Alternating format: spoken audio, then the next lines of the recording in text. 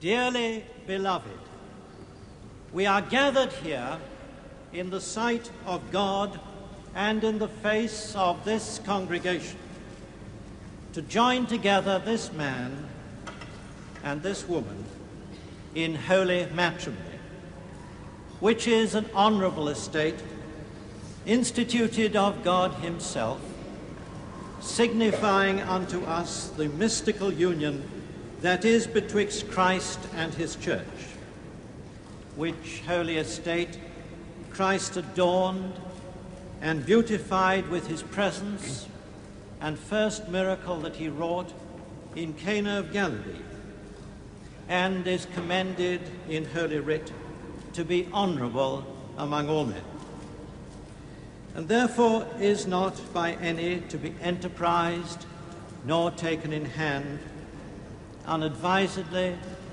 lightly, or wantonly, but reverently, discreetly, soberly, and in the fear of God, duly considering the causes for which matrimony was ordained. First, it was ordained for the increase of mankind according to the will of God, and that children might be brought up in the fear and nurture of the Lord and to the praise of his holy name.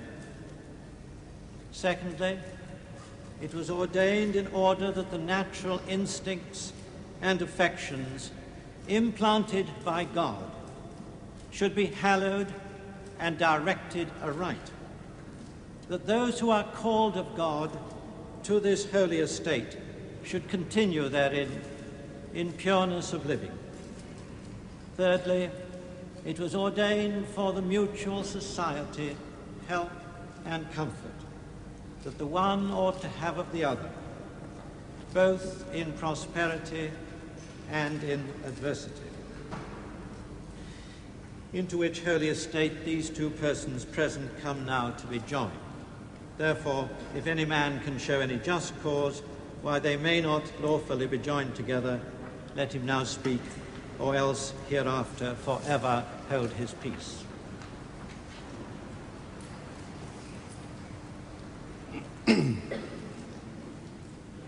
I require and charge you both, as you will answer at the dreadful day of judgment when the secrets of all hearts shall be disclosed, that if either of you know any impediment why ye may not be lawfully joined together in matrimony, ye do now confess it.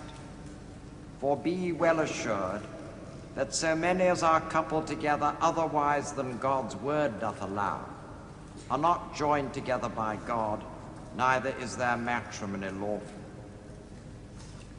Charles Philip Arthur George, wilt thou have this woman to thy wedded wife, to live together after God's ordinance in the holy estate of matrimony?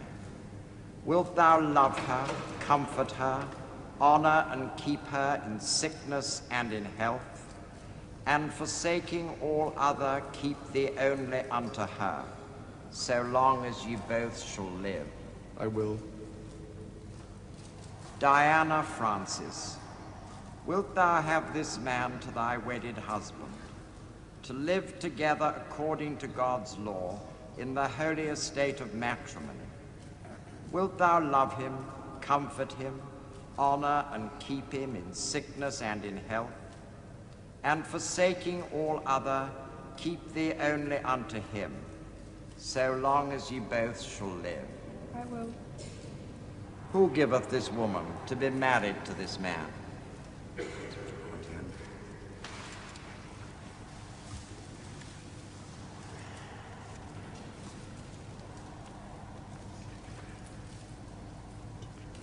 I, Charles Philip Arthur George.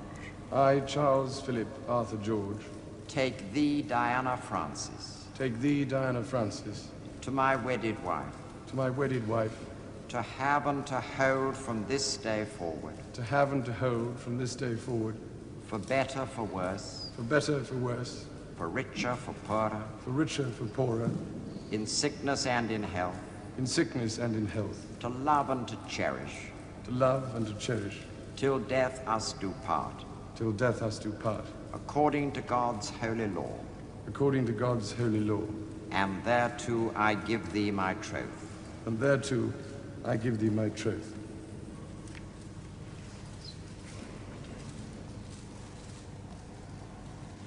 I, Diana Francis, I, Diana Francis, take thee, Charles Philip Arthur George, take thee, Philip Charles Arthur George, to my wedded husband, to my wedded husband, to have and to hold, to have and to hold, from this day forward, this day forward, for better, for worse, for better, for worse, for richer, for poorer, for richer, for poorer, in sickness and in health, in sickness and in health, to love and to cherish, to love and to cherish, till death us do part, till death us do part, according to God's holy law. according to God's holy law.